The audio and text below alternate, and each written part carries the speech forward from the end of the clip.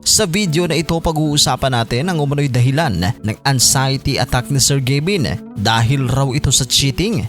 Ano nga ba ang katotohanan sa likod nito? Tapusin ang video hanggang sa huli at sabay nating alamin ang buong detalye. Viral at mainit na pinag-uusapan sa social media si Sir Gavin matapos siya akusahang nag-cheat sa relasyon nila ng long-time partner nito na si Ma'am Elma. Iniuugnay ang pangalan ngayon ni Sir Gavin sa isang di umano'y dentista at anak ng politiko na si Ira Lindsay Millares. Matapos lumabas sa social media ang ilang larawan nilang magkatabing nakaupo sa restaurant.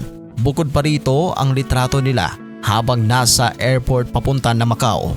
Ayon sa ilang netizens, si Ira umano ang kasama ni Sir Gavin nang bumiyahe ito sa Macau noong February 2025. May mga nagsasabi ring matagal na naghiwalay sina Sir Gavin at Elma dahil sa nabanggit na cheating issue.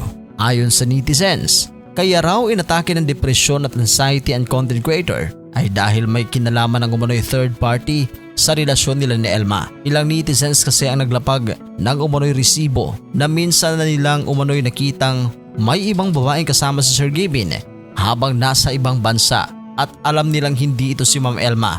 May mga nagsasabi pang matagal na umano'y hiwalay sina Sir Gavin at Elma dahil sa nabanggit na issue. Isa pang netizens ang nagpakalat sa threads na umano'y kaya nakaramdam ng depresyon si Sir Gavin ay nang mapag-alaman niyang may iba na rin ang kanyang umano'y kabit na ginagastusan pa raw niya at binilhan ng sariling bahay, kotse at luho. At ang mas juicy pa rito, mukhang ang babaeng sangkot ay mula umano sa pamilya ng politiko sa La Union dahil ang social media personality pa nga raw ang gumastos sa kampanya ng magulang nito. At isa pa, binilhan umano ni Sir Gavin ng diamond ring si Ira. Matatanda ang kamakailan lamang naging laman ng balita si Sir Gavin matapos siyang isugod sa ospital matapos matulala. Narigas ang buong katawan at nahihirapang makahinga. Ayon sa kanyang pamilya, may matinding pinagdaraanan si Sir Gavin. Makalipas ang ilang araw na pagpapagaling at pagpapahinga, nagbalik na sa pagbablog si Sir Gavin. Sa pamamagitan ng isang vlog, mariing itinanggi niya ang kumakalat na akusasyon. Bagamat hindi pa ganap na nakaka-recover, minabuti raw niyang bumalik sa pagbablog upang linawin ang mga usaping kumakalat online. Giit ng vlogger, isa si Elma sa naging pinakamalaking sandigan niya sa panahon ng kanyang pagsubok. Kaya naman, imposible raw na may katotohanan ang alegasyong break na sila. Ayon pa kay Sir Gavin, nagkaramdam sila ng hiya sa mga taong nadamay sa mga kumakalat na espekulasyon kaya agad nilang kinontak ang mga ito upang humingi ng paumanhin.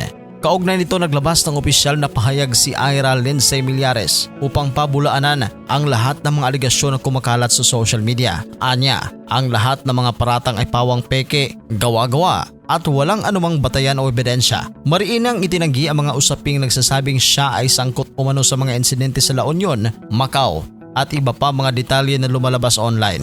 Giit niya, ang mga ito'y purong embento lamang at walang katotohanan. Ipinahayag din ni Ira ang kanyang matinding pagkadismaya at sakit dahil sa pagkalat ng maling impormasyon na sumisira sa kanyang pangalan at reputasyon. Nanawagan din siya sa publiko na huwag maniwala, magbahagi o magpalaganap ng mga naturang peking balita at iginiit na walang katotohanan ang lahat ng paratang laban sa kanya. Anong reaksyon ninyo dito sa umano'y cheating issue ni Sir Gavin? I-comment sa ating comment section. At sa mga hindi pa nakapag-subscribe, mag-subscribe na sa ating channel.